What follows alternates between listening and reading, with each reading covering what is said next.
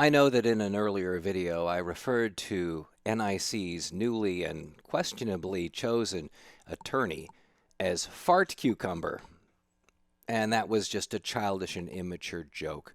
His real name is Arthur B. Macomber, and the B stands for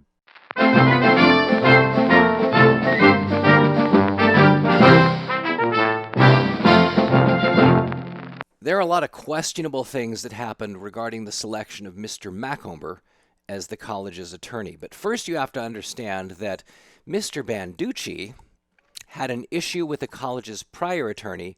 Here's a video clip from an earlier meeting back in October.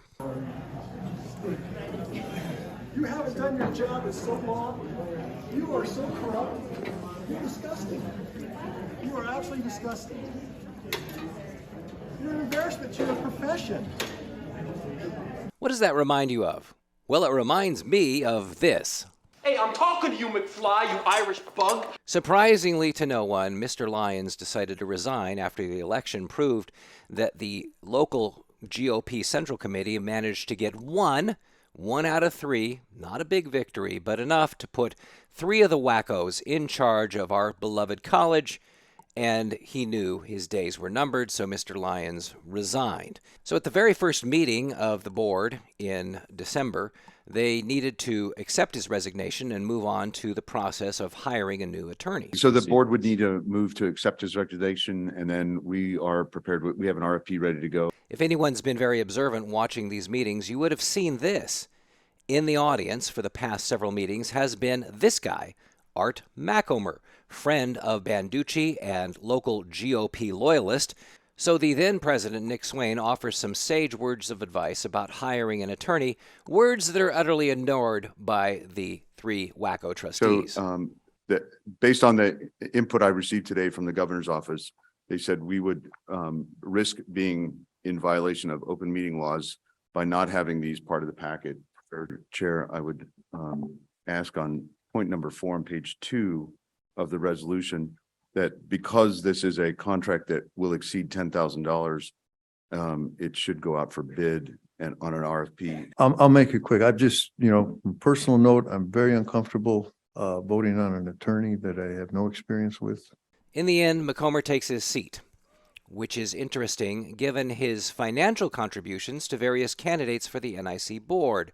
If you look here from the Secretary of State's Campaign Finance Info website, you see that in the last election cycle, Mr. Macomber donated to all three Republican rated and vetted endorsed extremist wackos, only one of which, Mr. Wagner, made it. And in the past, he's donated to McKinsey and Banducci, Barnes, who resigned, but also Banducci again, making for a grand total of $750 to Banducci, $250 each to Wagner and McKinsey. This is what's called pay to play. I give you a huge campaign contribution. You give me a nice, cushy job.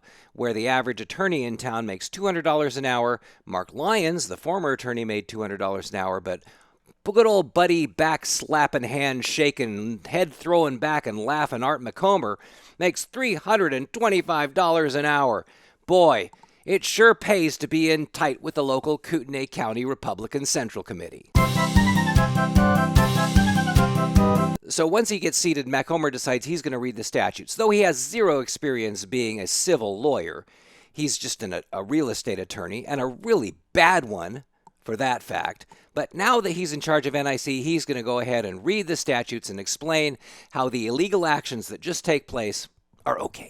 In Chapter 2 of Title 74 Idaho Code, Section 74-204 sub 4. At board meetings, there is no requirement for resolutions to be attached. Coming to the rescue is local attorney and former Coeur d'Alene City attorney Mike Gridley, who takes it upon himself to challenge what just happened at the meeting as not only illegal but offensive to the common sense. In an article in the Coeur d'Alene Press, it's mentioned that he files a lawsuit against NIC, the trustees, and their bogus attorney. Before the lawsuit started, Mr. Gridley sent a few emails to Attorney Macomber and the Board of Trustees, including this, Jim. I just watched an hour of the December 5th, 2022 NIC trustee meeting. What a show. The thing that troubles me the most about the meeting is not how poorly the meeting was run, although I haven't witnessed a more poorly run meeting. It was the resolutions that Mr. Banducci unveiled at the meeting without prior notice. This is a violation of the Idaho open meeting laws that require that the people's business must not be conducted in private. I don't think Mr. McComer's ever been to Banducci's little bar in Post Falls. I don't think they ever met before this happened. I don't think they ever exchanged the contract. I don't think McKinsey knew about it. Of course all that happened. Corruption means nothing to these people as long as they're loyal to the party. At the Kootenai County Republican Central Committee, we value loyalty over fiscal conservatism, public transparency, and competency in office. Amen. The lawsuit is about transparency and respect for and adherence to the rule of law which this state and nation is founded upon. Never mind that all the patriots who enjoy Mr. Banducci, Wagner, and McKinsey seem to love the law. They don't when it comes to their pals. Many counts exist in the lawsuit. The first is for fraud, and it uses my favorite word here, malfeasance, which is exactly what's going on. The fifth claim is the ability of Mackomer to represent NIC. Idaho Rule of Professional Conduct 1.1 requires an Idaho attorney to provide competent legal representation to a client. Mackomer failed to advise his alleged clients relating to open meeting law violations. Rule of Conduct 1.7 prohibits an Idaho attorney from selling a law practice and engaging in the practice of law in a geographic area where the law practice was sold. Mackomer did this. He sold his law practice. And then if you look at the contract, the bogus contract that he and Banducci did under the cover of darkness, you see that it uses Mackomer law. It uses their paper. It uses that stationery. Let's see. Rule 7.3 prohibits solicitation of professional employment, as defendant Mackomer did. 7.6 prohibits an attorney from accepting a contribution for the purpose of obtaining or considering such appointment. Obviously, he paid for this with his campaign contributions. That's pretty corrupt and crony. 8.4 prohibits an attorney from conducting involving dishonesty, fraud, deceit, or misrepresentation. Mackomer allowed defendant Banducci to claim authorship of the documents, which Mackomer knew was false. Todd claimed that he was the one who drew up everything, the contract, but Mackomer did. Handed it to Banducci, probably in that bar in Post Falls. Defendant Mackomer and his law firm, Defendant Law Office of Mackomer, have displayed gross incompetence on multiple occasions and are otherwise prohibited from representing NIC. This doesn't stop them, of course. There's nothing that's going to stop them because they have this attitude that we won the election and therefore we get to do whatever we want.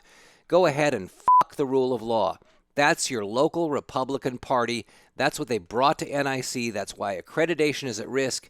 It's their problem, and they're not going to do squat about it.